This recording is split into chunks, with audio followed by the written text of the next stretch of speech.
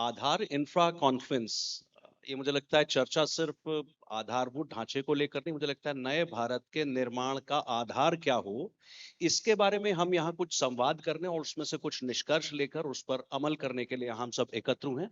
सब लोग उसको सुनेंगे भी और आपके विचार जानेंगे भी। और सौभाग्यशाली इसलिए भी कि मुझे एक ऐसा पूरा पैनल मिला है, ये बड़ा इंटरेस्टिंग है, जिसमें मेरे साथ पॉलिसीज को एग्जीक्यूट करने वाले लोग भी हैं, बिजनेस में उसको अमल में लाने वाले लोग भी हैं, धरातल पर काम करने वाले अवनीश जी हैं, और रंजन ढींगरा जी, आपका जो टेक्निकल एक्सपर्टीज है, मुझे लगता है बहुत कुछ हम यहाँ सार्थक संवाद करके और कुछ निकाल कर जरूर चलेंगे।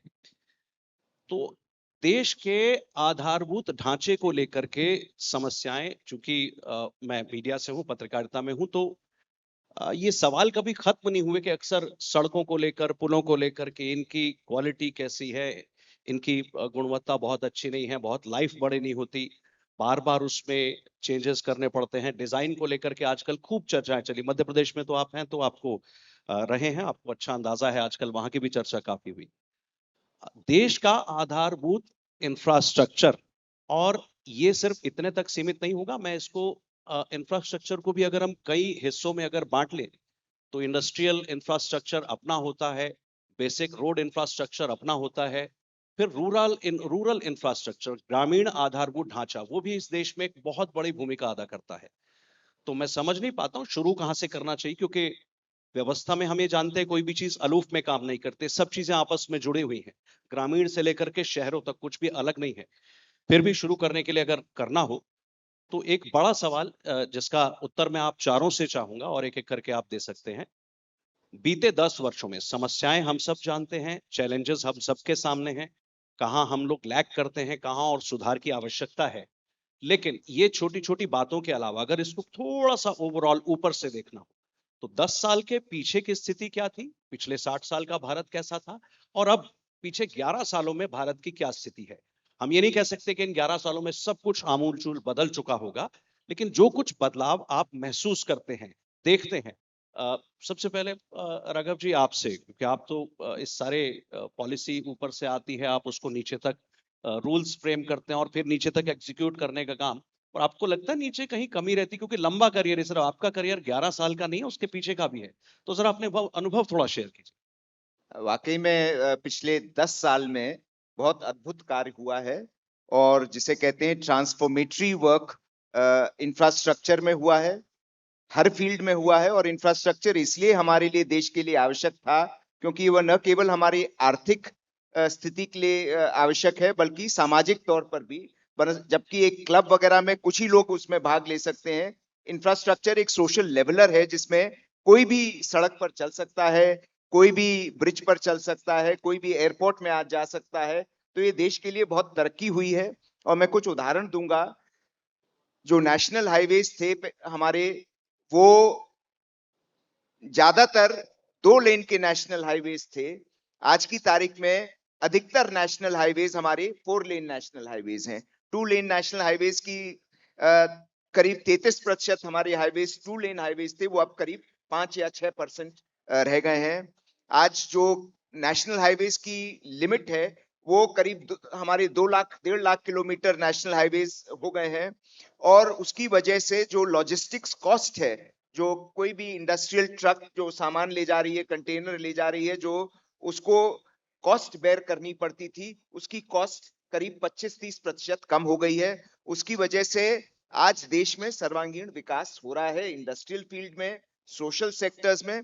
और इकोनॉमिक और इंडस्ट्रियल सेक्टर्स में तो उसका फायदा हुआ ही हुआ है, बल्कि एक आम नागरिक जो है, उसकी जो कॉन्फिडेंस लेवल है, वो बहुत अधिक बढ़ गई है।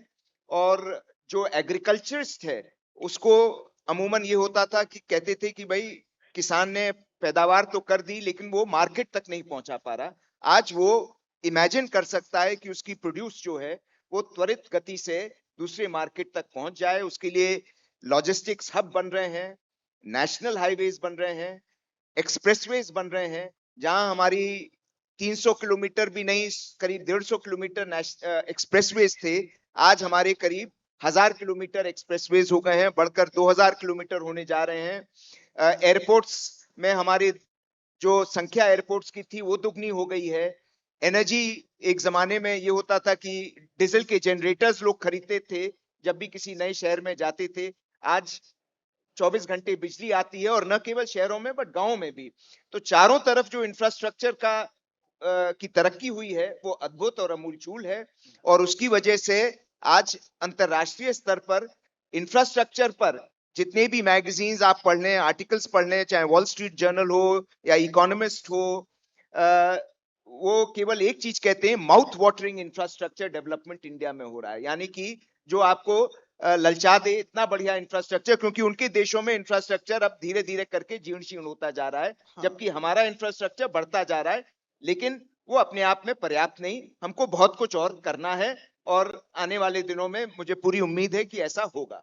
राघव जी, आपकी बात में छोटी सी बात जोड़ देता हूँ। आपने विदेशी मीडिया, अखबारों का और विदेशी एजेंसीज के स्टेटमेंट का जिक्र किया। मुझे लगता है कई बार वो अपनी सुविधाओं से अपनी बातें कहते हैं, इसलिए हमें उसमें जाना नहीं, उनके सर्टिफिकेशन की जरूरत होनी नहीं चाहिए, ऐसा मुझे लगता है। मेरा पूरा पैनल ये सहमत होगा। हेमंत जी, काफी राघव जी ने बात की। आप फॉर्मर ब्यूरोक्रेट है तो आपको अच्छी तरह पता है कि कैसे नीचे तक काम किया गया। लेकिन इंडस्ट्री के प्रतिनिधि होने के नाते ये जो बातें राघव जी ने कही, क्या वो आपने भी महसूस की? उनका जो फ्रूट है, उनका जो निष्कर्ष है, जो उनका नेक्टर है, क्या आप इंडस्ट्री तक वो पहुंचा कि क्या जो नीति निर्धारक जो लोग थे, वो जो चाहते थे, वो कंटेंट उसी भाव में आप तक आया? क्या इंडस्ट्री को वो सुविधाएं मिली? लॉजिस्टिक कॉस्ट घटी, सड़कों इंफ्रास्ट्रक्चर में वो, और अभी और भी बात आएगी, रेलवे की भी आएगी और एयरपोर्ट्स की भी आएगी, फिर लॉजिस्टिक्स में कार्गो वाला मामला भी है, शिपिंग भी है, बहुत सारी चीजें हैं। बट एज अ इंडस्ट्री के आप चूंकि प्रतिनिधि हैं और उसको कई लोगों को सुनते हैं, पीएचडी चैम्बर ऑफ कॉमर्स के आप अध्यक्ष भी हैं, हेमंत जैन जी, आप जरा इंडस्ट्री का अनुभव बताइए इस पिछले दशक में और इसके पहले, या राघव जी ने जो कहा टिप्पणी। बहुत बहुत धन्यवाद for inviting me here. I think आज के दिन में कोई भी अच्छा काम होता है उसे खुशबू तो फैलती है, और आज के दिन में इंफ्रास्ट्रक्चर जो दिख रहा है, today we are the second largest road network in the world. हमारे आगे सिर्फ एक खाली यूएस से है जो जिसका नेटवर्क हमारे नेटवर्क से ऊपर है आज के दिन में, और वो भी ज़्यादा दिन नहीं रहेगा। जिस तरह टर्म्स आप काम कर रहे हैं, आई am sure our network will increase and will become larger. आपने एक बात कही थी कि 10 साल में क्या चेंज हुआ है। पहले हमारे पास जो रोड बनती थी वो 7-8 किलोमीटर पर डे बनती थी, आज के टाइम 4 गुना ज़्यादा बन रही है। हमारे पास 90,000 किलोमीटर थे, आज 1.5 लाख किलोमीटर के आसपास हम पहुंच रहे हैं। पर तो आज के दिन के अंदर what we see in infrastructure, चाहे रोडवे हो, चाहे पोर्ट्स हो, चाहे एयरपोर्ट्स हो, छोटे छोटे कस्बे जो हैं वो एयरपोर्ट से जुड़े जा रहे हैं। और हम हर दिन सोच रहे हैं जो काम 50 साल में हुआ है वो काम 12 साल में हो रहा है। जितने एयरपोर्ट्स हमने आज 50 या 60 साल में बनाए हैं, उतने हमने 10 साल में बनाए हैं पूरे के पूरे। तो आई थिंक जो आपने एक बात कहा है कि इंडस्ट्री फील कर रही है, इंडस्ट्री डेफिनेटली फील कर रही है। आज इंडस्ट्री जो हमारी जो बेसिक इंडस्ट्री है, we are MSME, SME and large industry के 3 पोर्टफोलियोज में है।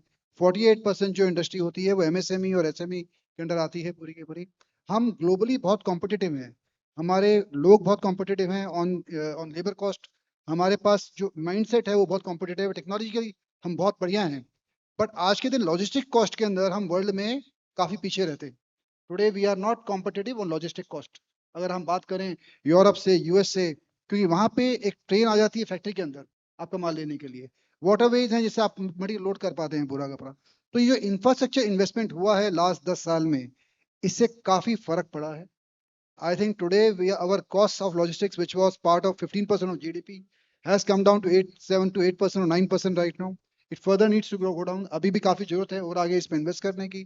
बट जो ये पेस देखा है हमने ऑफ चेंज, ये आई थिंक गडकरी साहब हैं या बाकी वैसे मिनिस्टर्स हैं जिनके दूरदर्शिता है और उनका इम्प्लीमेंटेशन भी है। आई थिंक एक तो पॉलिसी मेकिंग होती है और एक इम्प्लीमेंटेशन होता है। तो we see a lot of policy making which has happened, but along with policy making जो इम्प्लीमेंटेशन हुआ है, द पेस ऑफ इम्प्लीमेंटेशन, चाहे एयरपोर्ट्स हैं, चाहे रेलवेज हैं, चाहे नेशनल हाईवेज हैं, तो उसका पेस जो है अनइमेजिनेबल है। तो I think we as industry people only feel that we will become जो जो जो विकसित भारत का 2047 का आदरणीय प्रधानमंत्री का जो उन्होंने विजन दिया है पूरा का पूरा, उसमें इंफ्रास्ट्रक्चर विल प्ले अ की रोल। आप अगर यहाँ पे 1 रुपए लगाते हैं तो उसका 3 टाइम्स जीडीपी पे इफेक्ट पड़ता है। तो I think government has definitely done a lot और काफी काम किया गया है और आगे भी काफी काम करना रहेगा। But we are really really please to say this that this kind of development बाकी पूरी दुनिया में और कहीं नहीं हुआ है, and we can only acknowledge and support and applause them. बहुत अच्छा है हेमंत जी, आपने जो कहा मुझे लगता है हेडलाइन आप दे रहे हैं काफी, और काफी तेजी से आपके हिसाब से भी काम हुआ है। रिजल्ट्स आने में थोड़ा समय तो जरूर लगता है। रंजन ढींगरा जी, आप भी इंडस्ट्री के रिप्रेजेंटेटिव हैं, और आप तो स्वयं उद्योगपति भी हैं। आपने अपना एक ग्रुप की स्थापना स्वयं की थी, और मल्टीनेशनली आप कई देशों के साथ आपका राब्ता रहा है। जरा थोड़ा सा तुलना करते हुए बताएंगे, और ये तुलना 3 तरफ की होगी। विदेशों में, जैसे हेमंत जी ने अभी कहा कि यूरोप में या अमेरिका में अभी लॉजिस्टिक कॉस्ट या बाकी चीजों की भी कॉस्ट प्रपोर्शनेटली अभी भी हमसे बहुत कम है, और हमें वहां तक जाना है या उससे भी नीचे तक जा सकते हैं। कैपेसिटी है, इसमें कोई डाउट नहीं, इंटेंट है, इसमें भी कोई डाउट नहीं, लेकिन वो एग्जीक्यूट कर पाना, वहां तक पहुंच पाना, टारगेट बड़ा इतना आसान नहीं होता। वही रातों रात बदलाव वाली बात है। आपका अपना एक्सपीरियंस क्या है, विदेशों का अपना एक्सपीरियंस, जहां आप जाते हैं उद्योग की बात करते हैं, यहां भारत के अंदर आपका अपना एक्सपीरियंस आज के दिन में क्या है, और फिर 10 साल पीछे की बात भी करेंगे, 2014 से पहले का आपका अपना अनुभव क्या कहता है? धन्यवाद। सर्वप्रथम मैं पंच जनरल ऑर्गेनाइजर्स का और अपने पीएचडी सीसीए के ऑर्गेनाइजर्स का बहुत बहुत आभारी हूं कि मुझे इस मंच पे आने का निमंत्रण दिया गया। बंधुओं, जो आपने अभी मेरे से प्रश्न किया, उसका मैं सर्वप्रथम यही कहूंगा कि प्रधानमंत्री जी मोदी जी ने बहुत क्लियरली कहा है, जब से वो आए हैं 2014 से, मंत्र, किस मंत्र के ऊपर वो चले हैं, वो है परफॉर्म, रिफॉर्म, परफॉर्म और ट्रांसफॉर्म। अगर ये 3 चीजों का आप समन्वय में कर लें, आपको पता चल जाएगा कि आज गति शक्ति हमारे भारतवर्ष की किस तरफ। यही डिफरेंस है, यही अंतर है, यही सब कुछ। अब पिछले आपने मेरे से कहा कि मैं विदेशों में जाता हूँ, मेरी विदेशों कंपनियों के साथ जॉइंट वेंचर भी है इंडिया में, लेकिन किसी और आइटम के ऊपर हैं। तो उसमें हमने पहली बात तो देखा इंफ्रास्ट्रक्चर। किसी भी देश की जीडीपी अगर बढ़ानी हो, लोगों का उनका जो रहना सहना बढ़ाना हो, तो सबसे पहले उसकी जीडीपी और उसकी इंफ्रास्ट्रक्चर उस देश का बहुत बहुत मजबूत होना चाहिए। हमारे यहाँ आपने बहुत हेमंत जी ने भी बहुत बहुत बहुत बढ़िया तरीके से समझाया कि एक जगह से दूसरी जगह ट्रेवल करने में ही हमें बहुत टाइम लग जाता था। और जब भी हम विदेशों में जाते थे, आज से नहीं 50 साल से मैं जा रहा हूँ, और 50 सालों में हम वहाँ पे देखते थे कि कैसे हाईवेज बने हुए हैं, कैसे ट्रांसपोर्टेशन हो रही है, कैसे एक दूसरे से कंपनी में काम कर रहे हैं। और उसमें उन्होंने सबसे बड़ी जो चीज मुझे बताई, वो बताई स्केल, स्केल और दूसरी थी टेक्नोलॉजी। और हमारे यहाँ टेक्नोलॉजी और स्केल जब हम बनाने लग गए, मिलाने लग गए, हमारे नेशनल हाईवेज को देख लीजिए आज, टेक्नोलॉजी भी लेटेस्ट है, स्केल भी लेटेस्ट है, ऊपर चले जा रहे हैं। तो उसकी संख्या बढ़ती चली जा रही है, तो हमारा इंफ्रास्ट्रक्चर बढ़ता चला जा रहा है। इट मीन्स हमारी जीडीपी ऑटोमेटिकली बढ़ेगी, कुछ भी आप कुछ कर लें। लेकिन उसमें सबसे बड़ी बात मैं ये भी कहूंगा कि इंफ्रास्ट्रक्चर डेवलपमेंट के साथ साथ एक हार्ड डेवलपमेंट होती है, एक सॉफ्ट डेवलपमेंट होती है। हार्ड डेवलपमेंट में क्या आता है आपका? सबसे पहले ये रोडवेज, रेलवेज एंड वाटर, इन तीनों को सिर्फ मैं लूंगा। तो रोडवेज के बारे में तो आप हर रोज देखते भी हैं, यूज भी करते हैं, कितने हाईवेज बनते चले जा रहे हैं। सबसे पहला हाईवे पुणे एंड बॉम्बे जब बना था, मैंने उसमें पार्टिसिपेट किया था। और किसमें पार्टिसिपेट किया था? एक, आज आपने पढ़ा होगा, देखा भी होगा, बहुत अनाउंसमेंट भी होती है, SOS, सेव अवर सोल करके एक टेलीफोन लगा होता है, इसका एक नंबर है 1039। वो लगाने की प्रक्रिया शुरू हुई थी। Siemens was the main contractor, मैं उसका सब कॉन्ट्रैक्टर। ये टेक्नोलॉजी मैं जर्मनी से लेके आया था उस समय, बॉक्स। और वो आज की टेक्नोलॉजी में काफी चीजें बदल गई हैं, खैर हम लोग काफी कर रहे हैं अभी, लेकिन वो उस समय की बात है कि उससे दूरदर्शी हमारे जो थे नेतागण, उन्होंने सोचा, समझा और आज कार्यान्वित किया। आप देखेंगे सब तरफ ये चला जा रहा है, और बहुत बड़ी सपोर्ट है ये। वो उसमें हाईवेज में आ गया। दूसरी चीज रेलवे में आप इमेजिन कीजिए कि सेकंड क्लास, थर्ड क्लास, क्या क्या क्लासेस होती थी। ट्रेवल करने में आदमी 10 दफा नाक को बंद करके अंदर घुसता था, जब एसी कंपार्टमेंट में भी जाए। लेकिन आज जब वंदे भारत आपके यहाँ चल रही है, जब हाई स्पीड रेल चल रही है, बॉम्बे अहमदाबाद की आप बुलेट ट्रेन के बारे में बातचीत कर रहे हैं, तो आप समझ जाइए कि हम किस दिशा की ओर जा रहे हैं।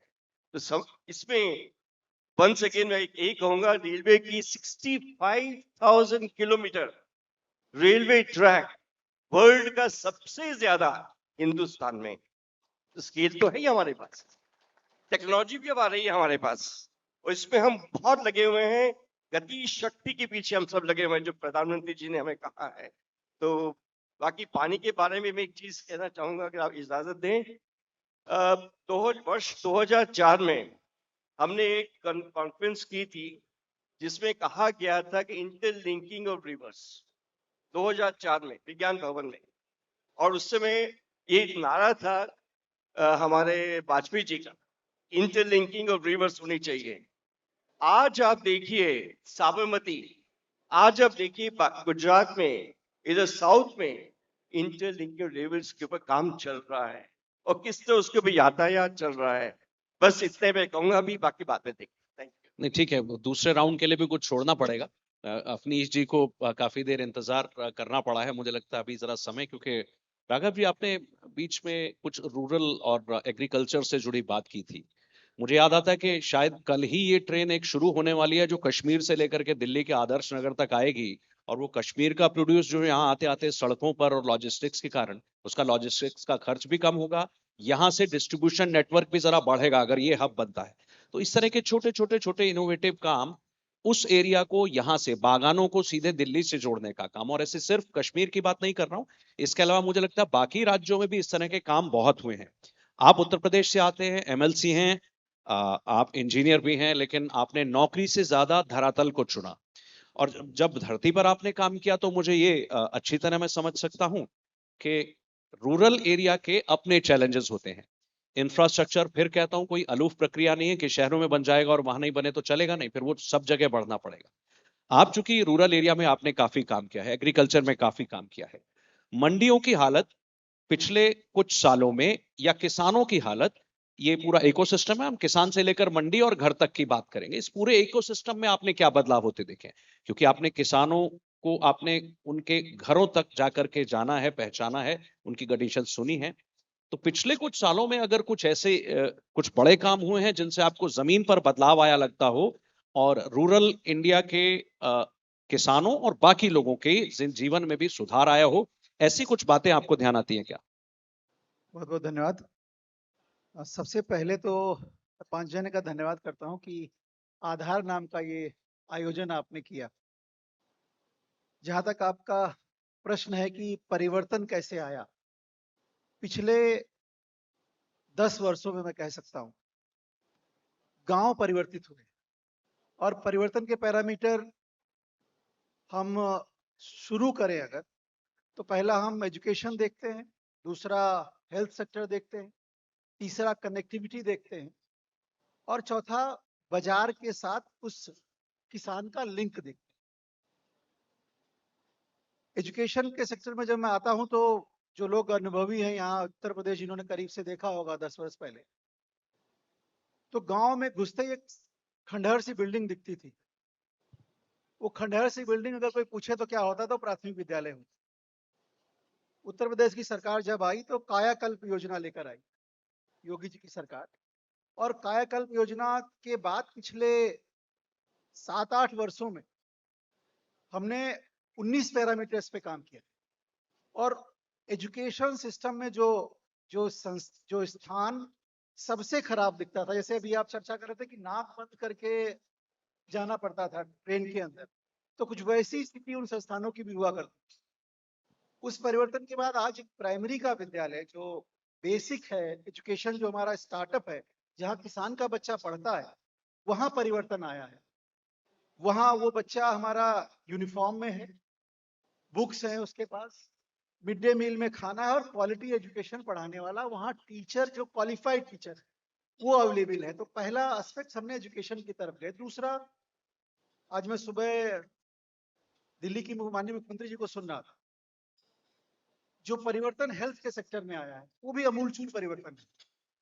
उत्तर प्रदेश में पीएचसी और सीएचसी के अलावा हम और नीचे उतरे। आयुष्मान आरोग्य मंदिर प्रधानमंत्री की जो योजना है उसको आयुष्मान कार्ड से लिंक करने के बाद हमारे गरीब आदमी के स्वास्थ्य में परिवर्तन हुआ है। तो इंफ्रा हेल्थ का भी बना है, तो वहां भी परिवर्तन है। सबसे बड़ी बात है किसान के साथ जब हम आते हैं तो भारत को किसानों का देश कहते हैं। हमारी अर्थव्यवस्था कृषि डिपेंडेंट अर्थव्यवस्था कही जाती है, और वहां जब तक परिवर्तन नहीं आएगा तब तक जीडीपी में ग्रोथ नहीं है। जीडीपी में ग्रोथ तभी आएगी जब हम उसकी बाइंग कैपेसिटी बढ़ाएंगे। उस किसान की बाइंग कैपेसिटी कैसे बढ़ेगी? उसका प्रोड्यूस सही तरीके से बिके।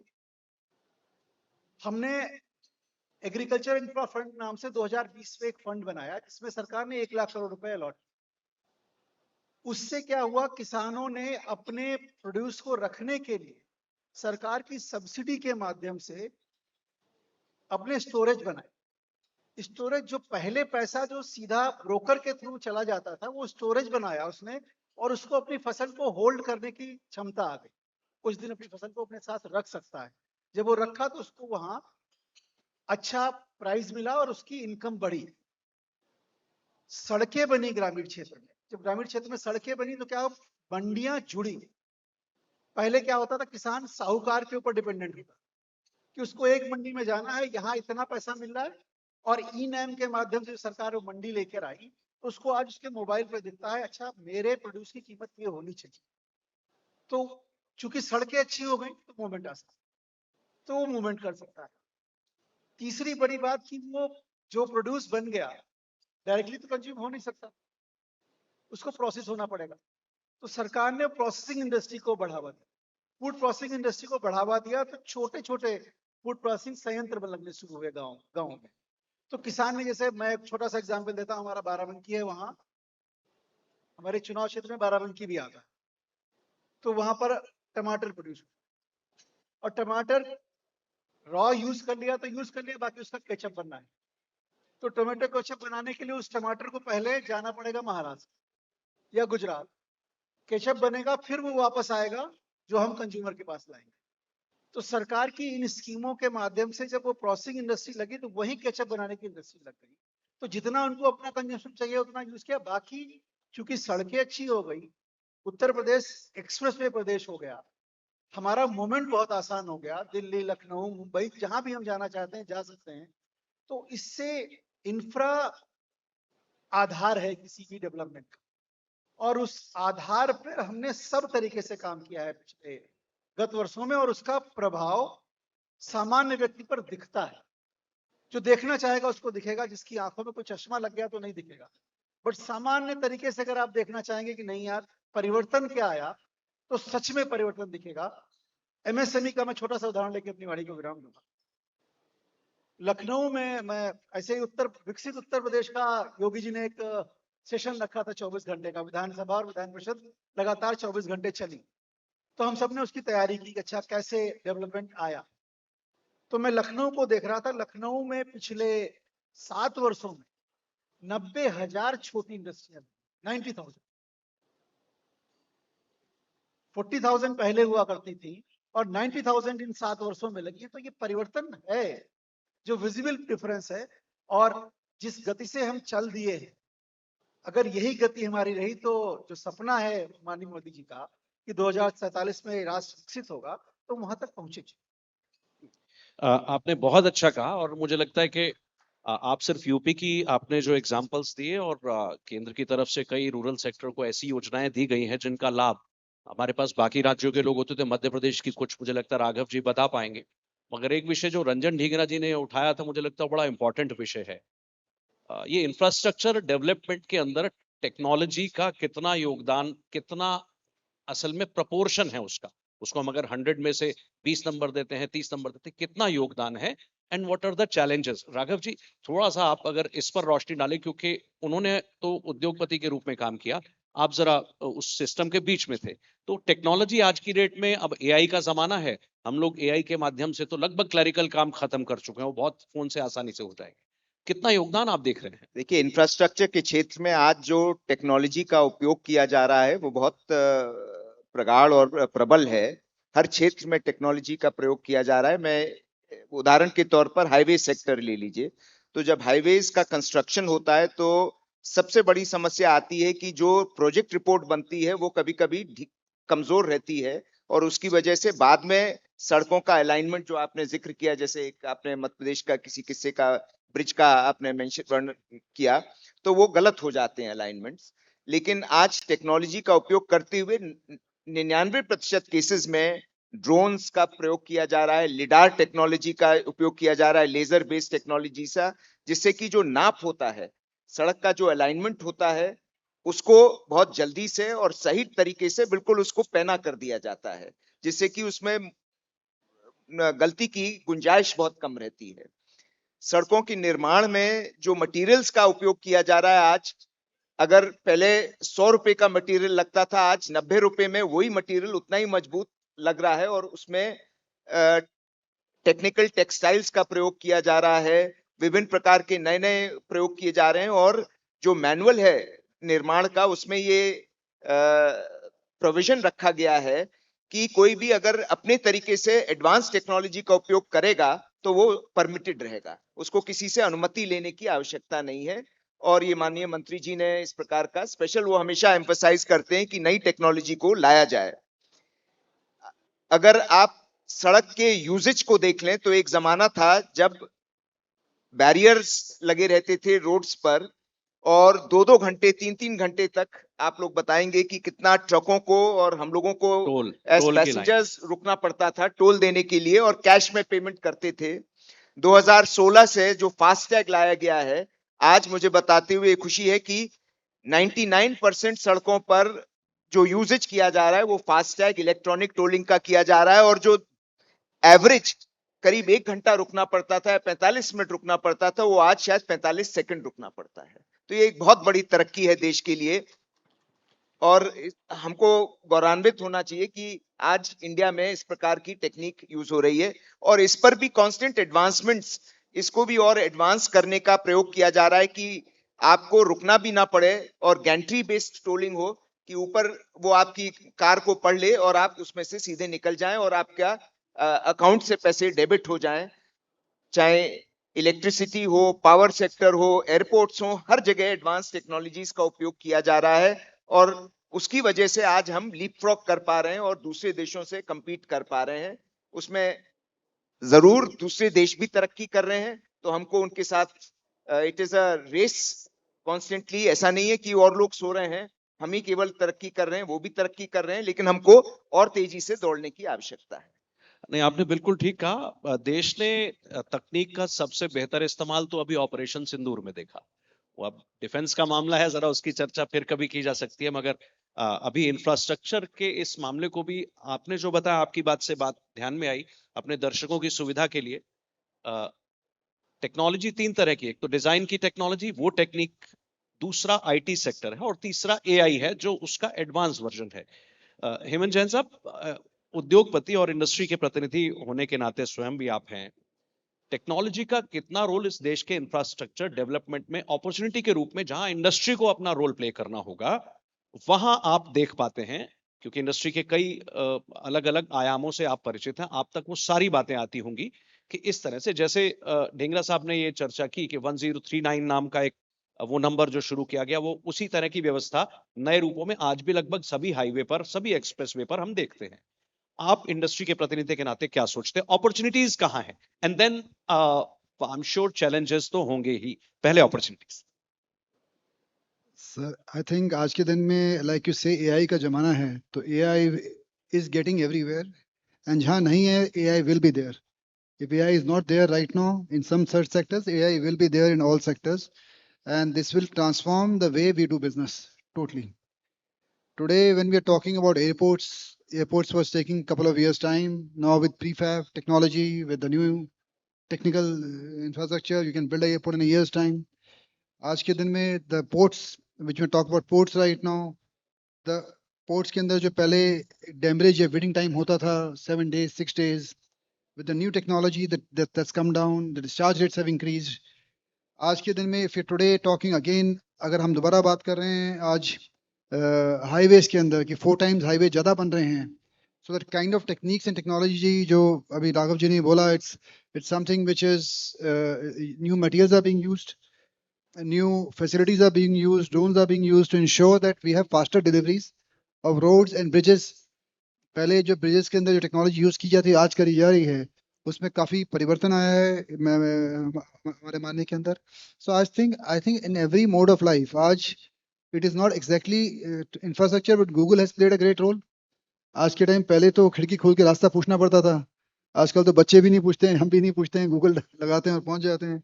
And this will be increasing as we go up in AI ladder, which is we feel in जो नेक्स्ट 2 या 3 साल में ट्रांसफॉर्मेशन आने वाला है एआई के अंदर इन डाटा एनालिटिक्स एंड ऑल. इससे the way business is doing, आज के टाइम में 3D प्रिंटिंग जो नहीं आ रही है, 3D प्रिंटिंग से आज कई सारे डिफेंस इक्विपमेंट, घर, चीजें बन पा रही हैं. So what we see transformation coming right now and in time to come, it will totally transform how the infrastructure will behave and be look like. तो जो चीजें आज हमको कुछ साल लग जाते हैं, हो सकता है कुछ महीने में इन आने वाले टाइम में हम कर सकें, specially with 3D printing going forward. तो मैं समझता हूँ कि एआई का एक बहुत ही ये टेक्नोलॉजी का बहुत ही प्रोमिनेंट रोल रहेगा. अभी भी है, ट्रांसफॉर्म काफी हुआ है, पर अब ट्रांसफॉर्मेशन का जो रेट है वो काफी फास्ट हो जाएगा सर. तो we feel we have to remain prepared, we have to remain relevant. और हमारे पास एक बहुत बड़ा एक इंडियंस के पास एक बहुत बड़ा एक हथियार है. I would say I was with German ambassador. तो जर्मन एम्बेसडर कहता है कि हम India, German is considered technology के अंदर काफी उनको एक लीडरशिप रोल है अक्रॉस द वर्ल्ड. उनके प्रोडक्ट्स, उनकी चीजें मानी जाती हैं. वो जर्मन एम्बेसडर का मुझसे ऐसा कहना था कि Hemant, we feel that we are 5-10 years behind in technology from India on the AI front. तो आज के दिन में when we talk about the likes of the software companies, the development what we are having here in India, ये waste के पास में भी accept US, Europe के पास में भी वो चीजें नहीं है आज के दिन. And I think India will only gain because we have strengths in our ecosystem of technology. तो I think we continue to invest into semiconductors and AI development. तो आई एम श्योर आने वाले टाइम में जो ये हमारा आत्मनिर्भर भारत का है, that we will have our own semiconductors, our own chips, our own wafers, our own platform to make it. तो AI will play a amazing role and we should be ready for change for that sir. बिल्कुल Hemant ji, AI is game changer, इसमें कोई doubt नहीं है. अवनीश जी, जरा आपके पास आता हूँ. एक ऑर्थोडॉक्स तो नहीं दिखना चाहता मैं जरा, मगर एक प्रश्न आता है मन में, आप लोग उसको अपने अपने हिसाब से जवाब दे सकते हैं. तकनीक पर भरोसा कितना किया जाए, क्योंकि गूगल मैप के चक्कर में कई एक्सीडेंट भी हमने सुने. हम तो खबरों की दुनिया में तो आता है ना. एआई मानवीय भावनाओं को कितना समझ करके सही कंटेंट दे सकता है? सर मैं एक बात बोलना चाहूंगा. मेरे पिताजी कहते थे कि अगर बैलगाड़ी में बैठना है तो ब्रेक की जरूरत नहीं है, अगर बैलगाड़ी में चलना है तो ब्रेक की जरूरत नहीं है, बैल अपने आप ले जाएगी. बट अगर स्पोर्ट्स कार में बैठना है तो प्रॉपर ब्रेक होना बहुत जरूरी है सर. तो टेक्नोलॉजी संभालना है तो उसके कुछ परिणाम भी भुगतने पड़ेंगे सर. बहुत अच्छा. ऐसे ही किसी उत्तर की मुझे अपेक्षा भी थी. अवनीश जी, थोड़ा रूरल इंफ्रा की तरफ आपने कुछ बातें मुझे बताई कि कोल्ड चेन बनी और फूड प्रोसेसिंग के यूनिट्स लगे. भले ही वो किसानों ने नहीं लगाए, लेकिन जिनके प्रोड्यूस थे उनके आसपास के लोगों ने लगाए. तो वहीं का वहीं एक छोटा सिस्टम अपना डेवलप होता. और मैं ये मानता हूँ किसी देश की इकोनॉमी का एक बड़ा हिस्सा, और खासतौर पे भारत के संदर्भ में, उसकी रूरल इकोनॉमी का स्ट्रांग होना भी, ग्रामीण अर्थव्यवस्था का स्ट्रांग होना भी जरूरी है, क्योंकि वही बैकबोन भी है. और जब आप इस नए तरीके के नवाचारों की बात कर रहे हैं, कुछ नए काम हुए हैं, तो उससे हमें इतना जरूर पता लगता है कि एक छोटे खित्ते में, एक जिले में, आपने वन डिस्ट्रिक्ट वन प्रोडक्ट की भी चर्चा की थी कि उस दिशा में भी काफी काम हुए हैं.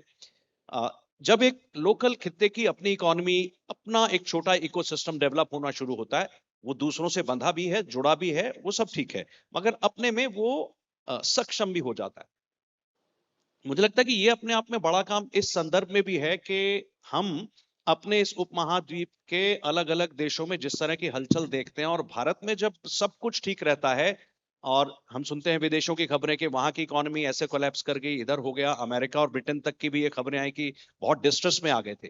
भारत की अर्थव्यवस्था को ऐसा कोई खतरा आज तो होता दिखता नहीं, और उसका सबसे बड़ा कारण रूरल इकोनॉमी में भी छिपा हुआ है. ये बात युवा पीढ़ी को भी समझ में आएगी, थोड़ा देर से आएगी, क्योंकि बहुत थोड़ी सी डीप बात है समझना. मेरा प्रश्न आपसे यह है, जब ग्रामीण अर्थव्यवस्था पनपती है, लोगों की बाइंग कैपेसिटी बढ़ती है, लोगों से जमीनें एक्वायर करके उनको अलग से उसका कंपनसेशन दिया जाता है, ये सब चीजें किस तरह से कंट्रीब्यूट करती है, जरा समझाएंगे? एक गांव या एक जिले के संदर्भों में, दिल्ली के पास ग्रेटर नोएडा बहुत बड़ा एक एग्जाम्पल हमने देखा है, गुड़गांव एक बहुत बड़ा एग्जाम्पल देखा है, कभी ये भी गांव जैसे ही थे, कोई बहुत शहर नहीं थे। कैसा आप समझते हैं? और आप क्योंकि यूपी के गांव की चर्चा आप कर सकते हैं, जरा उन संदर्भों में कुछ बताइए। अभी सब मुकुल जी को सुन रहे थे, तो उन्होंने कहा कि हमारी बचत आधारित इकोनॉमी थी, बचत आधारित इकोनॉमी, और किसान, हमारी अर्थव्यवस्था फेल क्यों नहीं होगी? मुझे ऐसा लगता है कि जैसा उन्होंने कहा ना कि किसान अपने भर की उपज खुद पैदा करता है, फिर बाहर बेचता है। तो एक तो वो तय है कि भाई हमको जितना चाहिए, मेरे खेत में उतना पैदा हो रहा है और मैं उसको अपने उपयोग के लिए ले रहा हूँ। बात आती है जैसे जैसे इंफ्रास्ट्रक्चर डेवलपमेंट होता है, वो चाहे कोई इंडस्ट्री आए, जब इंडस्ट्री आती है तो उसके आसपास का प्राइस बढ़ता है। तो किसान, जो होशियार किसान है, मतलब वही अभी जैसा कहा ना जैन साहब ने भी, कि टेक्नोलॉजी का उपयोग सोच समझ के करना है। तो किसान ने क्या किया कि जहां पर इंडस्ट्री आई, वहां की जो उसकी हाई प्राइस लैंड थी उसको सेल किया, और दूर जाके लो प्राइस लैंड उसने परचेज कर लिया। तो दिमाग का इस्तेमाल तो हर जगह करना पड़ेगा। जैसे जैसे गांव में डेवलपमेंट आया है, इंफ्रास्ट्रक्चर आया है, मैं छोटा सा उदाहरण लेके चलता हूं। अभी रिन्यूएबल एनर्जी,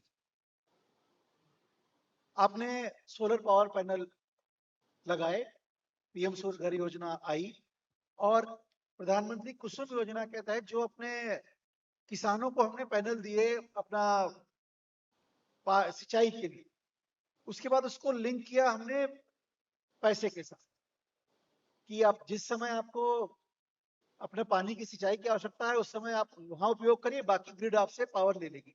तो उत्तर प्रदेश में एक बड़ा डेवलपमेंट हुआ। हमने अपने प्रदेश में सारे फीडर्स अलग कर लिए और इन्वेस्टर को भी ऑप्शन दिया कि आप आओ, और आपको हम सब्सिडी भी दे रहे हैं। तो इस तरह से टेक्नोलॉजी के साथ जब चीजों को जोड़ा जाता है तो निश्चित तौर पर प्रोग्रेस आती है, और उत्तर प्रदेश इस मामले में बहुत तेजी के साथ ग्रो कर रहा है।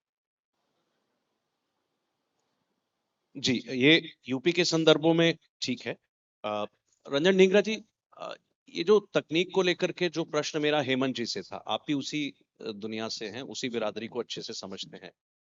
तकनीक का उपयोग, क्योंकि आपने खुद वो इशू छेड़ा था, और मुझे लगता है कि उसमें what is the road ahead, क्या हम फ्यूचर देख रहे हैं, तकनीक और इंफ्रास्ट्रक्चर, इसमें कैसे हम इसका उपयोग बढ़ाएं। चैलेंजेस जरूर होंगे, ये हेमंत जी से भी मैंने कहा ही था, उनकी बात अलग है, मगर कर क्या सकते हैं, अपॉर्चुनिटीज क्या हैं, कहां आप देखते हैं? क्योंकि एआई का जमाना है, और अभी ये तो हमारा पूरा पैनल इस बात पर सहमत है कि टेक्नोलॉजी के साथ तो चलना ही होगा। तो क्या अपॉर्चुनिटीज आप देखते हैं? इन दोनों में समन्वय तो निकालना ही पड़ेगा, और है भी, इसमें कोई डाउट भी नहीं। उसके पहले मैं एक चीज बताना चाहता था। हम लोगों ने डिस्कस किया रोड हाईवेज के बारे में, तकनीकी के बारे में कैसे बन रही हैं। आपने देखा होगा कि कूड़ा कचरा के ढेर के ढेर लगा होता, पहाड़ बन जाते हैं, आजकल वो गायब हो रहे हैं। कहाँ यूज हो रहा है ये? इसी रोड कंस्ट्रक्शन में हो रहा है। ये रोड कंस्ट्रक्शन की टेक्नोलॉजी कहाँ से आई और कैसे डेवलप हुई?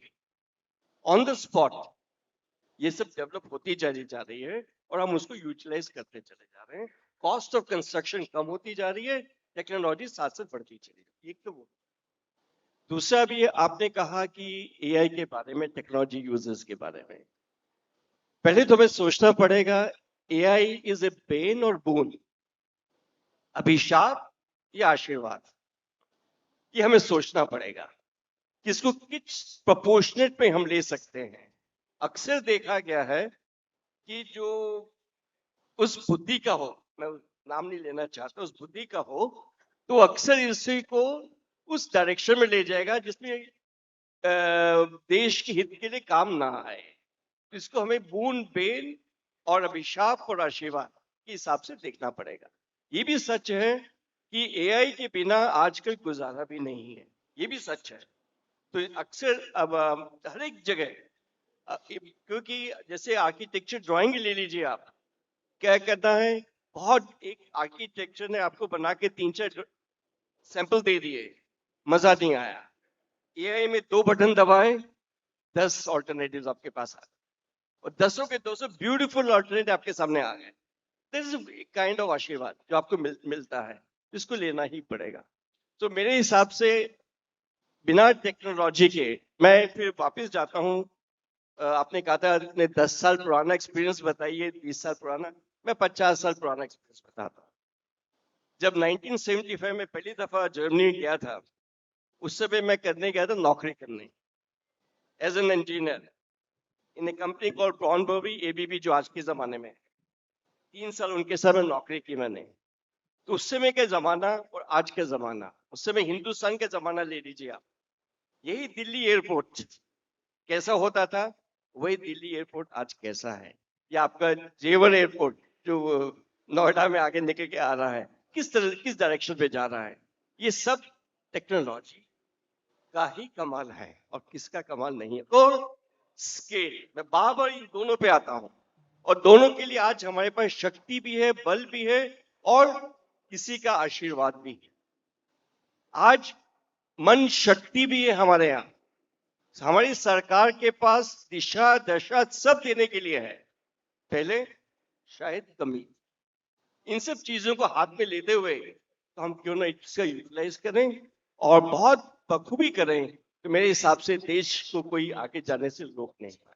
बिल्कुल, इसमें कोई दो राय नहीं रोक सकता। और मुझे मैं लगता है बताना चाहूंगा, जी, रेलवे की बात चल रही थी, लॉजिस्टिक की बात चल रही थी। अक्सर देखा गया, हम जब भी हमारे जितना भी काम होता था, ट्रांसपोर्ट होती थी, बाई रोड होती है, बाई रोड। लेकिन अब हम रेलवे में डेडिकेटेड फ्रेट कॉरिडोर आ गया है। डेडिकेटेड फ्रेट कॉरिडोर का मतलब क्या है, डेडिकेटेड ट्रैक्स कर दिए उनके लिए, हाई स्पीड। उसकी स्पीड क्या है, मालगाड़ी की स्पीड पहले होती, अभी भी है कई जगह 40-50, 40-50, उसकी है 80-100, 80-100। इमेजिन कर लीजिए आप, नंबर ऑफ स्टेशंस लेस।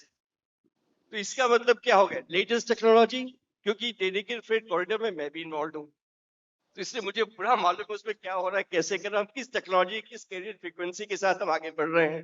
तो दोनों को आप लेके चलेंगे तो आई थिंक हमारे बल्ले बल्ले होगी और कुछ नहीं होता।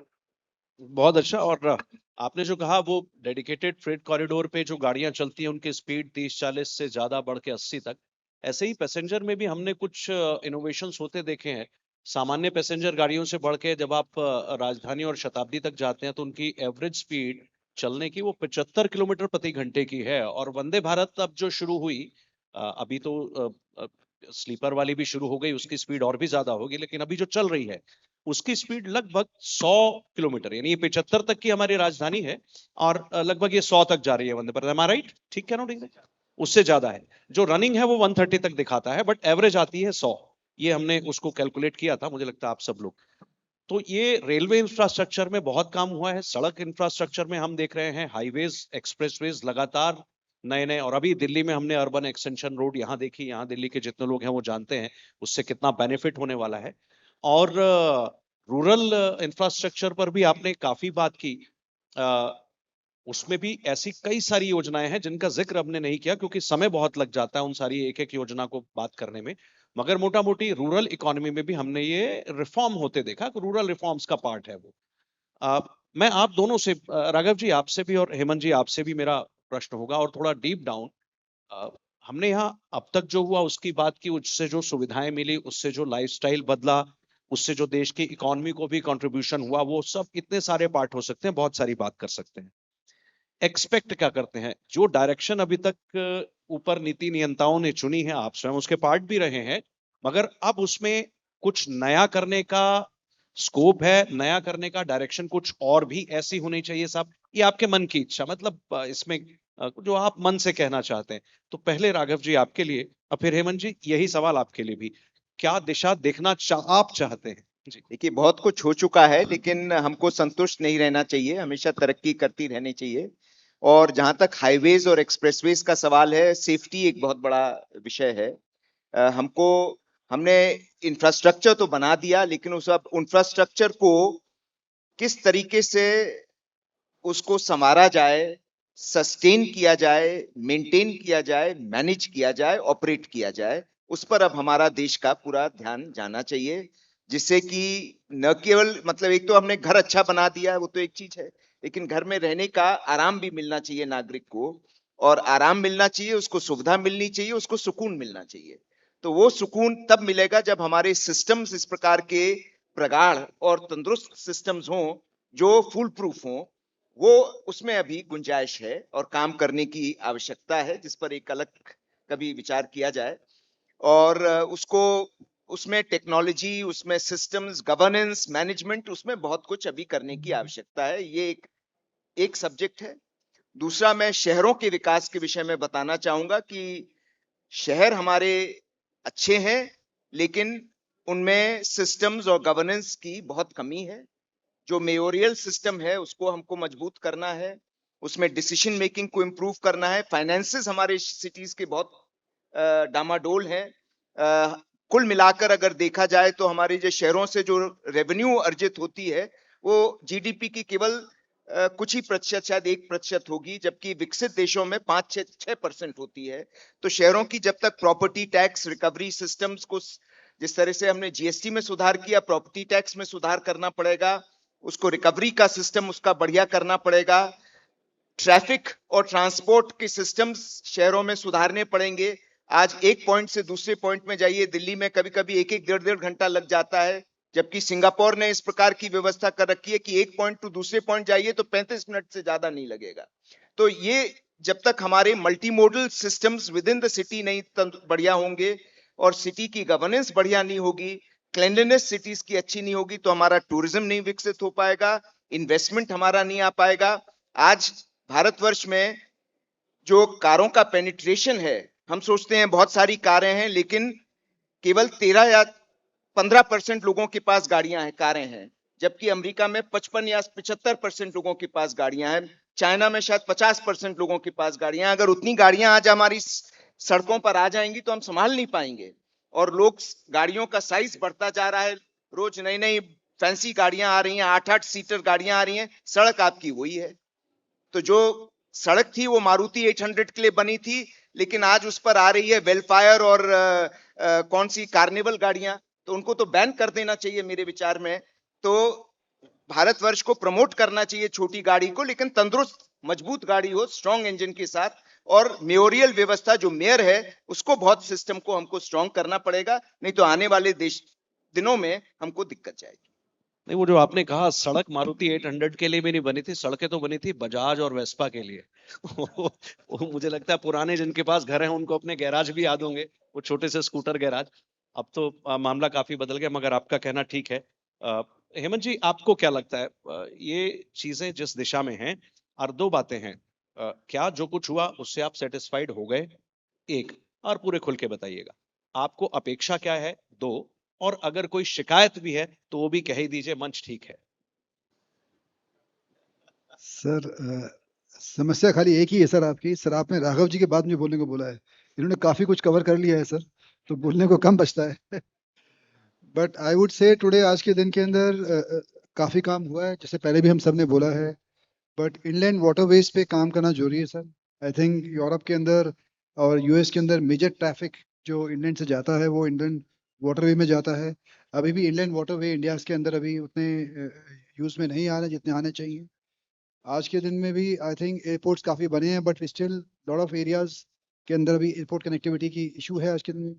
I feel airport is not a airport alone, airport is a basis of development in that area. जब एक एयरपोर्ट आता है, एक हाईवे आता है, तो उस एरिया का, उस जगह का पूरा डेवलपमेंट चेंज हो जाता है। People look at that area in different way, the property price goes up, people look at industries there, people look at investments in that area. तो आज के दिन में आई थिंक टुडे ये जो जितना हुआ है इसको बढ़ाना है। और काफी waterways is something which we feel we should go. India need to still have larger ports. आज के दिन में इंडिया में सारे पोर्ट्स हैं, काफी बने हैं, बट अभी भी Singapore port and Colombo ports are known as major hubs. जो भी यहाँ से माल जाता है वो पहले सिंगापुर जाएगा या पहले आज के दिन में कोलंबो जाएगा। तो effectively we need to have India as a major hub player, कि बाकी का मिडल ईस्ट का माल सारा इंडिया में आए और फिर वहाँ पे री एक्सपोर्ट हो। तो पोर्ट्स के अंदर एक लार्जर पोर्ट जिसकी ऑलरेडी बात चल रही है. I think government is seriously considering that to putting a larger port in the country, which is important for us to as an infrastructure take. And what is close to my heart, जो मेरे दिल के बहुत करीब है, which is water. Water आजकल based. बड़े बड़े Water based. not water based sir, water means जो हम पानी पीते हैं सर. आज के अंदर if you read the magazines, अगर आप magazines पढ़े, going forward they say India में पानी की पीने की दिक्कत होने वाली है. Because we are not sure कि जो हम पानी पी रहे हैं उसको कंजर्व नहीं कर रहे हैं, उसको ट्रीट नहीं कर रहे हैं, उसको या तो नदियों में या समुद्र में बहा रहे हैं पूरा का पूरा. तो दैट्स समथिंग विच आपने कहा था कि कुछ ऐसे आपके मन में हो वो आप निकाल दीजिए. तो I think water is key to my mind. Whatever larger cities जो आज बात कर रहे हैं, जो लार्जर इंफ्रास्ट्रक्चर है, we should not use our sea and rivers as dumping grounds. हमें उसको उनको ट्रीट करना चाहिए. आज के अंदर आप जापान में जाएं तो जापान में उनका जो सीवेज सिस्टम का प्लांट है तो वहां पे मछलियां तैरती हुई दिखेंगी आपको. सेम केस आपको बाकी यूरोपियन कंट्रीज में दिखेगा. इंडिया के अंदर in Yamuna as we speak there is no marine life in the Yamuna in Delhi. तो ये हमारे लिए आज giving a gift to our generation coming forward.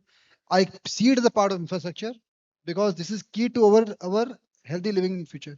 तो इस पे फोकस काफी है, बट इस पे मल्टीफोल्ड फोकस होना बहुत जरूरी है सर. हेमंत जी, आपने बहुत अच्छा कहा और आपकी बात से मुझे एक बात याद भी आई और मुझे लगता है कंक्लूड करने से पहले वो विषय छेड़ना जरूरी होगा. इंफ्रास्ट्रक्चर के विषय में दो बातें अभी रह गई. हमने वाटरवेज, जब आपने वाटर कहा तो मुझे वाटरवेज का ध्यान है. शिपिंग, वाटरवेज, पोर्ट्स की आपने चर्चा की ही. ये एक बड़ा सेक्टर है जहां इंफ्रास्ट्रक्चर काफी इंप्रूव हुआ है और इंफ्रास्ट्रक्चर के साथ साथ वहाँ ट्रैफिक भी बढ़ा है. वहाँ बिजनेस का क्वांटम भी हमने देखा है. मुंद्रा से लेकर के और नवी मुंबई तक हमने काफी कुछ चीजें देखी है. उसके अलावा एविएशन में भी इंफ्रास्ट्रक्चर का दो तरह से हुआ. जो पुराने एयरपोर्ट जो डेड पड़े थे, इनएक्टिव थे, नॉन फंक्शनल थे, उनको ठीक करके इस्तेमाल करना. जैसा एक एग्जांपल हमारे दिल्ली के पास हिंडन एयरपोर्ट को हमने शुरू किया, कुछ एक फ्लाइट यहां से शुरू हुई. दूसरा एविएशन इंफ्रास्ट्रक्चर में आए ग्रीनफील्ड एयरपोर्ट्स, जिसका ताजा उदाहरण जेवर एयरपोर्ट है जो कुछ समय में शुरू होगा. ढींगरा साहब, आप जरा थोड़ा इस पर रोशनी डालिए. ये दोनों बातें अगर थोड़ा अलग अलग करके बताएंगे तो ये दोनों चीजें अलग अलग किस तरह से भारत के एक नव भारत के निर्माण का आधार बनते हैं. क्योंकि ये भी समझना बहुत जरूरी है, जब आपके ट्रैफिक की स्पीड बढ़ती है, आपका क्वांटम बढ़ता है, तो इकोनॉमी में भी उसी तरीके से चर्निंग होती है और जो पर कैपिटा इनकम अल्टीमेटली हम बात करते हैं और जीडीपी की बात करते हैं वो ड्रास्टिकली इंप्रूव होता है. ये जरा थोड़ा दोनों अलग अलग करके समझा सकते हैं प्लीज. विषय गंभीर है, नो डाउट अबाउट इट. मैं इसमें सिर्फ ये ऐड करना पसंद करूंगा कि टेक्नोलॉजी स्केल हम पहले बात कर चुके हैं और रूरल पॉपुलेशन, रूरल डेवलपमेंट बहुत बड़ी स्केल में इसमें साथ जुड़ती जा रही है. पानी के बारे में जिक्र किया हेमंत जी ने. दो चीजों की इसमें भी फिर दोबारा से बात आती है. पहली कि किसी चीज को कार्य करने के लिए हमें शक्ति की जरूरत पड़ती, ईंधन की जरूरत पड़ती, और ईंधन भी उस लायक होना चाहिए कि हम अफोर्ड कर सकें. So we are looking for alternative energy sources के बारे में बात करते हैं, रिन्यूएबल एनर्जी के बारे में बात करते हैं, जिसपे विंड आ गई, सोलर आ गई, कई चीजें, वाटर, हाइड्रो तो ही है उसके बीच में. तो विंड और सोलर में आज भारत मेरे हिसाब से काफी तरक्की कर चुका है और करता चला जा रहा है. इसका मतलब हमारी एनर्जी कॉस्ट कम होती जा रही. जो सोलर पहले 1 किलोवाट 9 रुपए, 14 रुपए, 15 रुपए बिकता था, आज 2-2, 2.5 रुपए में जा रहा है. इमेजिन कीजिए आप कहाँ एनर्जी कॉस्ट आती जा रही है. इट मींस मेरी प्रोग्रेसिव रेट बढ़ती चली जा रही है technology wise. This is that. Now coming over to the water, पानी का जहां तक आपने जिक्र किया, जब तक हमें पानी पीने योग्य नहीं मिलेगा, पानी का संचय नहीं होगा, पाटिल साहब ने बहुत बढ़िया तरीके से समझाया पिछले सेशन में, नहीं मिलेगा, तब तक हम जितनी भी तरक्की करने की कोशिश कर लें हम नहीं कर पाएंगे. क्यों? हम जब पानी की लेने के लिए कोशिश करते हैं, हमें आज 100 मीटर, 150 मीटर, 200 मीटर नीचे जाना पड़ता है. किसी जमाने में हम लोग 20 मीटर, 10 मीटर जाते तो हमें पानी मिल जाता था, अब नहीं मिलता है। इसके लिए हमें क्या करना है? तो एक मैं आउट ऑफ सिलेबस है ये, इस सिलेबस के लायक नहीं है आउट ऑफ सिलेबस, सिर्फ आप लोग के कंजम्पशन के लिए है, क्योंकि मुझे जैसे हेमंत जी के लाइफ लाइन है, मेरी भी वही लाइफ लाइन है।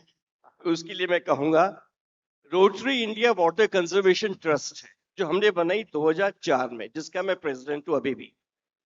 हमारा एक मूल मंत्र, गुरु मंत्र है। हमने इकोनॉमिक दिया उसको, इससे कहा WATER। इसका मतलब जितने भी कार्य आप कर सकते हैं पानी के अंदर, WATER के अंदर में संयोजित है। W का मतलब है watershed management, check dams. आपके जितने भी राजस्थान में वो बनाते हैं, बावड़ी जो भी बनाते हैं, कई चीजें बनती हैं। वाटर शेड मैनेजमेंट, उसको आप संभाल के रखिए, चेक डैम्स बनाइए। हमने अपनी संस्था से मोर देन 500 से ऊपर चेक डैम्स बना चुके हैं, 10 लाख से ज्यादा लोगों को उसका फायदा भी मिल चुका है। और दूसरी है ए इज अवेयरनेस। जब तक आपके बीच में अवेयरनेस नहीं आएगी, कहते हैं ना, दादा बाबा के जमाने में पानी मिलता था नदियों में, फिर बाबा जी के पिताजी के जमाने में मिलने लगे नलकों में, हमें मिल रहा है अब बॉटल में।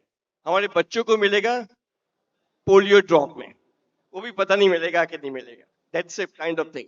तो इसका मतलब हमें वाटर चेक डैम्स बनाने हैं, अवेयरनेस करवानी है बच्चों के अंदर। T is transformation of water bodies और rejuvenation of the water bodies. हमारे जो दिल्ली की चीफ मिनिस्टर हैं, इसके पीछे लगी हुई हैं, और हम भी दिल्ली जल बोर्ड के साथ लगे हुए हैं कि किसी तरह वहां की जितनी जल हम कर सकें। यूपी के लिए भी हम तैयार हैं सर, बहुत बड़ी आपके जो है बुलंद शहर वगैरह में करने के लिए पूरा तैयार है। तो उसके बाद में आता है E, that's efficient use of water. Efficient use of water में क्या आता है? रीयूज, रिसाइकिल और रिस्पेक्ट। जब तक आप पानी को रिस्पेक्ट नहीं दोगे, घर में कहते हैं ना, माता पिता की रिस्पेक्ट कीजिए, बड़े बुजुर्गों की रिस्पेक्ट कीजिए, पानी की आप रिस्पेक्ट नहीं करेंगे तो पानी भी आपकी रिस्पेक्ट नहीं करेगा। Last but not least is our rain water harvesting. सबके पास है, सबको पता है, फिर भी हम लोग करने को तैयार नहीं है। सो WAT एक्रोनिम आप याद रखिए, और जो इसके बारे में आपको सहायता चाहिए, हमारी संस्था उसको करने के लिए तैयार है। मॉनिटरी भी कुछ सम एक्सटेंट, एंड वैसे भी टेक्निकली भी टू सम एक्सटेंट। तो टेक्नोलॉजी इज वेरी इंपॉर्टेंट। बहुत अच्छा है ढींगरा साहब। एक मुझे लगता है कि राघव जी ने जो भी बात छेड़ी थी, उससे एक बात की चर्चा इस मंच से जरूर होनी चाहिए, वो था शब्द GST का।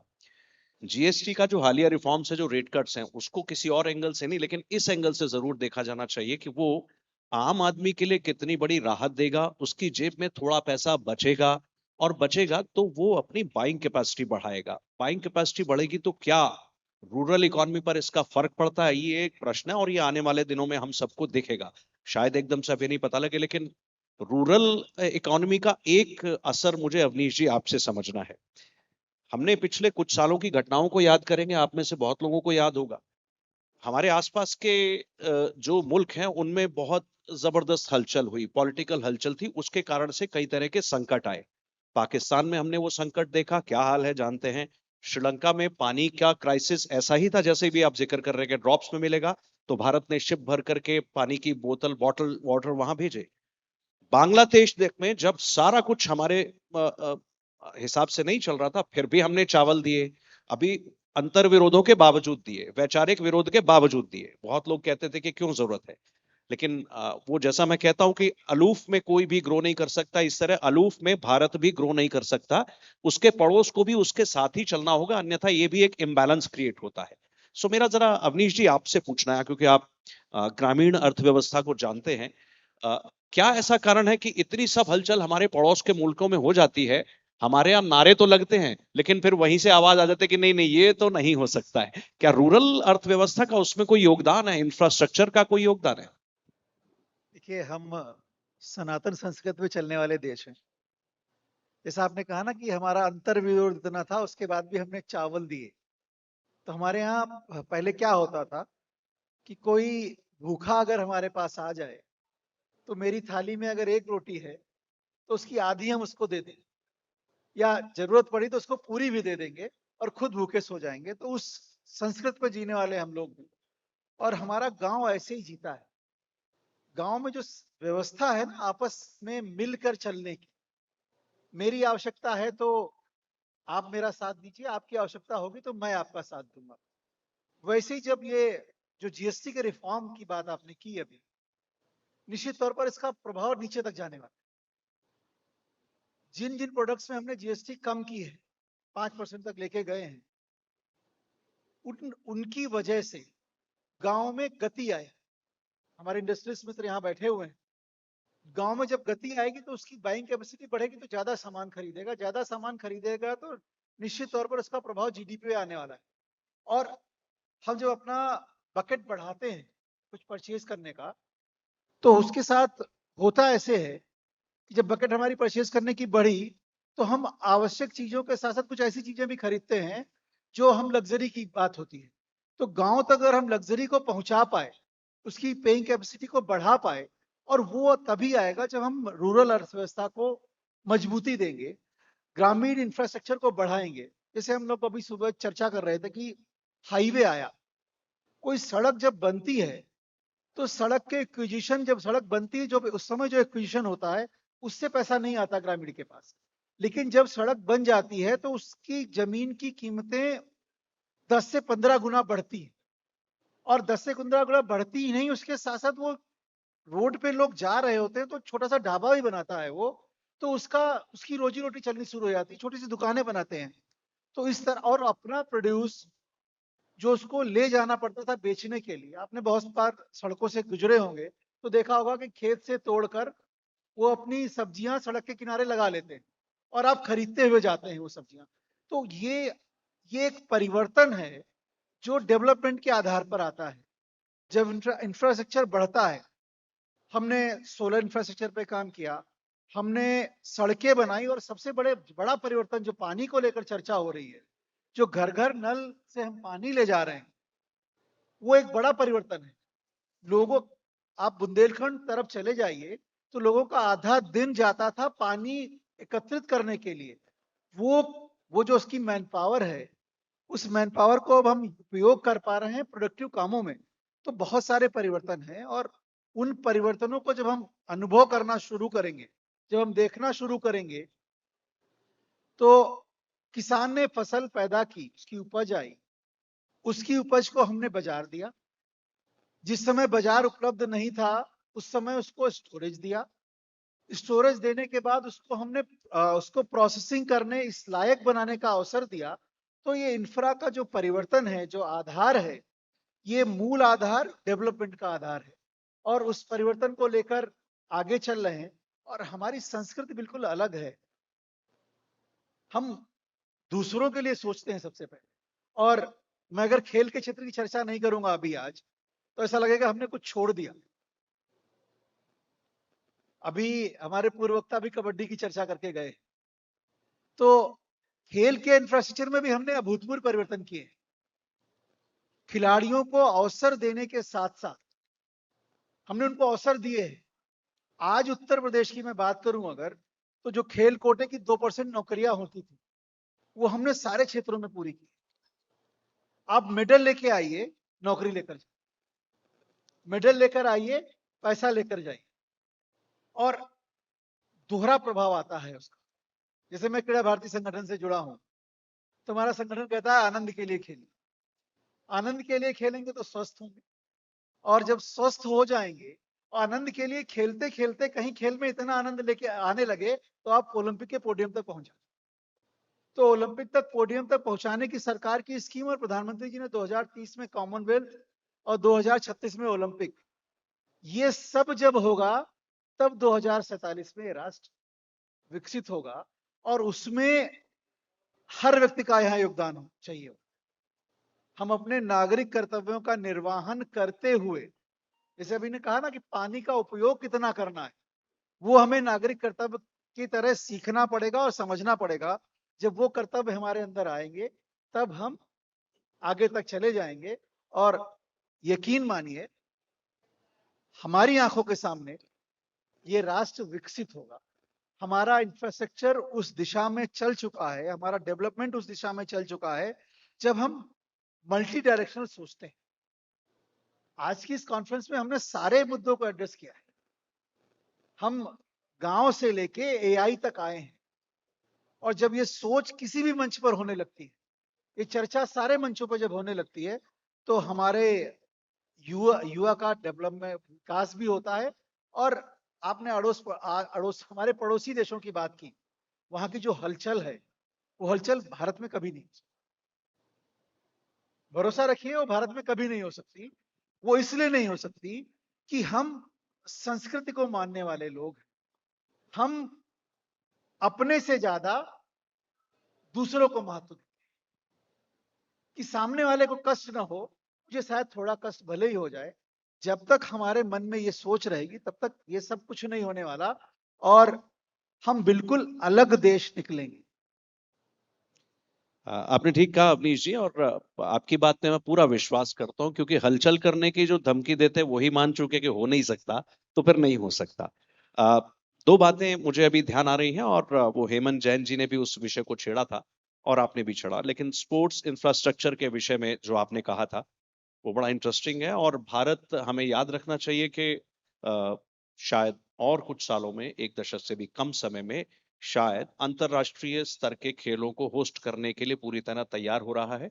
मेरा गुजरात इन दिनों कुछ काम से आना जाना काफी है, वहां स्पोर्ट्स इंफ्रास्ट्रक्चर पर काफी काम हो रहा है, और हम जानते हैं शायद वही जगह होने वाला है। दूसरा, आपने जो राघव जी ने कहा था कि ये सब बना तो रहे हैं, इतना सब इंफ्रास्ट्रक्चर और खूब मेहनत कर रहे हैं, मगर मेंटेनेंस मेंटेनेंस के लिए कौन जिम्मेदार है? जो उसके रखरखाव में लगे लोग हैं। मगर मुझे उससे भी ज्यादा जिम्मेदारी मेंटेनेंस की वो हम आम जनों की लगती है, जो उसका उपयोग करते हैं, जो उसको उपभोग करते हैं। ये जिम्मेदारी हमारी भी कि हम उसको सारे को संभालें, उस सारे को बचाकर संजो कर रखें, ताकि हमारे भविष्य की आने वाली भावी पीढ़ी को भी वो सब और उससे बेहतर देखने को मिले, और शायद वो स्वभाव हम सबका विकसित हो जाए।